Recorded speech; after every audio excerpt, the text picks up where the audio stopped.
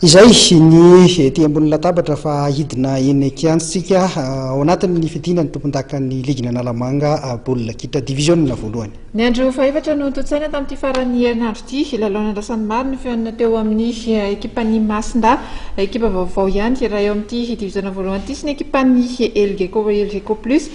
Tsy nampoizina Vokatra fa dia ny ekipan'ny Masinda no nivoaka nandresy tamin'isa mazava telo ny ohatra be izao. Maromaro ihany moa no fanontaniana mipetraka tao aoriana ity lalao ity. Ndeha raha tsika ary ny fanadihadiana aloha. Pozy ny mpanaraka ny fiadiana tompon-dakan'ny ligin'Analamanga taranja baolina kitra sokajy diviziona voalohany ny nandavony ny ekipan'ny Masinda tamin'isa telo ny ohatra ny ekipan'ny Elgeco Plus dia tsy mahamasina io tolakandro io. Lalao izay tafiditra amin'ny andro faefatra amin'ny faninanana eto Analamanga.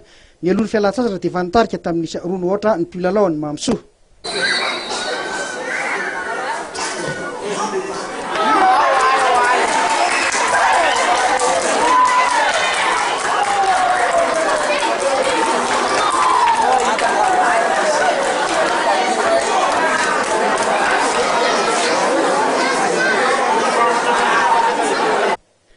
Mbola nampian'izy ireo baolina fahatelo zany teo amin'ny fizaram-potoana faharoa tao aorian'ny tandrevaka nataon'ny vodilaran'ny Elgeco Plus.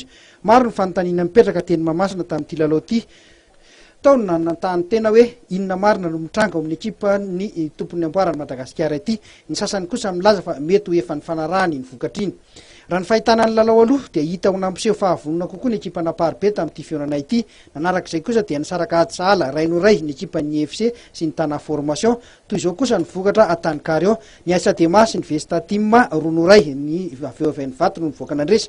Ny Prescoy nandresy ny Mama FC tamin'isa efatra no roa, ny Kosfa nandresy ny Kospena tamin'isa roa no ohatra. Taorian'ny andro faefatra iny dia mbola mitarika hatrany ny ekipa ny tana formation manana isa 10, laharana faharoa kosa ny ekipa ny Asadema manana isa 10 ihany koa saingy resy ny tana formation eo amin'ny isan'ny baolina tafiditra.